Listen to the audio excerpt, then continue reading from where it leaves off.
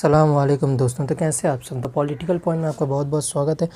तो आज हम बात करेंगे प्रशांत भूषण के बारे में। प्रशांत भूषण जो सुप्रीम कोर्ट के लॉयर हैं, बहुत ही अच्छे आदमी हैं। उन्होंने बहुत सारी आंदोलनों ने भी साथ दिया है, CAA NRC में भी साथ दिया है।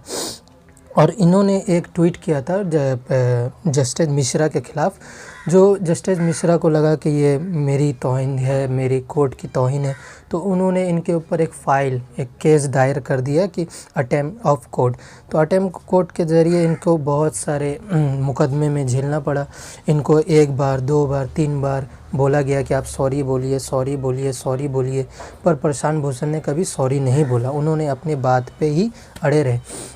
तो अब जाकर के कोर्ट का एक नया फैसला आया है कि 15 सितंबर से पहले प्रशांत भूषण को 1 रुपये फ़ाइन, और अगर वो 1 रुपये फ़ाइन नहीं देंगे तो उनको 3 महीने की जेल और 3 साल के लिए उनको कोर्ट की प्रैक्टिस करने से बंद कर दिया जाएगा।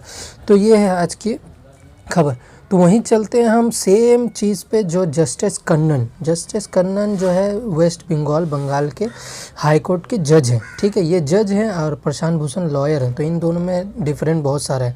तो इनका ये कसूर था, तो जस्टिस कन्नन का ये कसूर था कि उन्होंने सुप्रीम कोर्ट में एक याचिका डालने की कोशिश की। उन्होंने प्रधानमंत्री जो हमारे मोदी जी हैं उनको एक लेटर लिखा। उन्होंने लिखा कि आजकल सुप्रीम कोर्ट में कुछ धांधली हो रही है, कुछ गड़बड़ हो रही, फैसले जो है गलत सुनाए जा रहे हैं। तो मोदी जी ने एक्शन लेने के बजाय वो लेटर उन्हीं आदमी को भेज दिया जो आदमी के नाम से उन्होंने लेटर लिखा था, जस्टिस कन्नन ने। तो फिर उनके ऊपर मुकदमा दायर कर दिया गया, उनको संगे संग फैसला सुना दिया गया, उनको संगे संग 6 महीने की जेल हो गई। अब वो जेल से बाहर हैं, अब वो अपनी लाइफ जी रहे।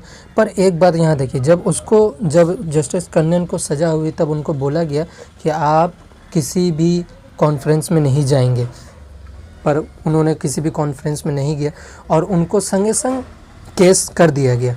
मगर प्रशांत भूषण को मौका दिया जा रहा है कि आप सॉरी बोलिए, आप सॉरी बोलिए, नहीं तो उनको 3 बार कम से कम बोल दिया गया कि आप सॉरी बोलिए।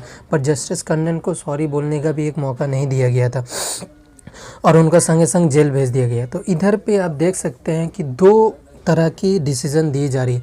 पर ऐसा क्यों हो रहा है? ऐसा इसलिए हो रहा है क्योंकि जस्टिस कन्नन थे वो छोटी जाति से आते थे, नीचे जाति से आते थे। अब प्रशांत भूषण जो है वो ऊंची जाति से है, वो ब्राह्मण जाति से। तो यहाँ पे जो बात चल रही है, ये दरअसल हम लोग के लैंग्वेज में कहा जाता है भाई भाई चुदुर भाई। तो ये जो है ना, आपस में ही रहेंगे, आपस में मिल बांट के खाएंगे, आपस में लड़ेंगे, आपको फ़ायदा नहीं लेने देंगे, ठीक है ना। अगर आप इसके जगह अगर आप होते तो आपको ऐसे ही एक केस और आया था।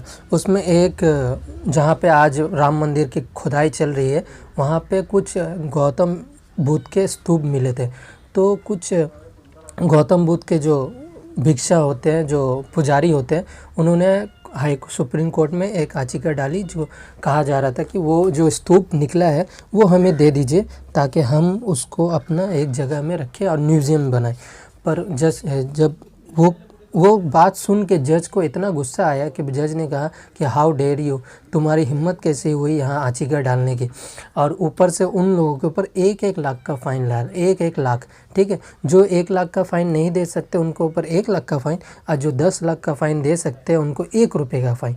तो यही है इंडिया की जस्टिस का असल रूप।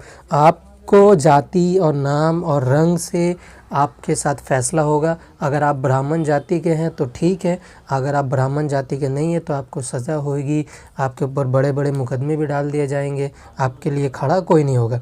जस्टिस कन्नन के साथ यही हुआ। इन्होंने जब इंसाफ की बात की तब इनके साथ कोई भी खड़ा नहीं हुआ और कोई भी इनके हक़ के लिए बात नहीं किया। और यही हम सब में कमज़ोरी है कि हम कभी भी अपने लोगों के साथ खड़े नहीं होते।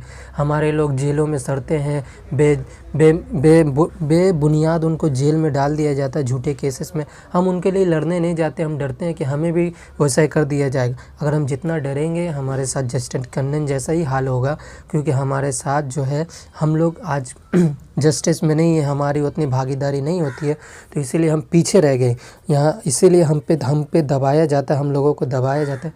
तो हमें ये बात को समझना चाहिए। हम आजकल जस्टिस प्रशांत भूषण का हीरो समझ रहे हैं, पर इसमें हीरो कुछ नहीं है। ये दरअसल ये भाई भाई चुदुर भाई वाली बात है कि सांप भी मर गया लाठी भी ना टूटी, इसे कहते हैं।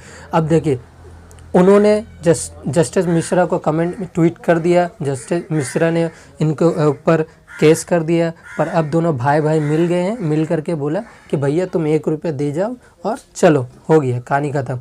अब या तो फिर 3 महीने की जेल, जहाँ जस्टिस करने इनको 6 महीने की जेल, वहाँ प्रशांत भूषण को सिर्फ 3 महीने की जेल।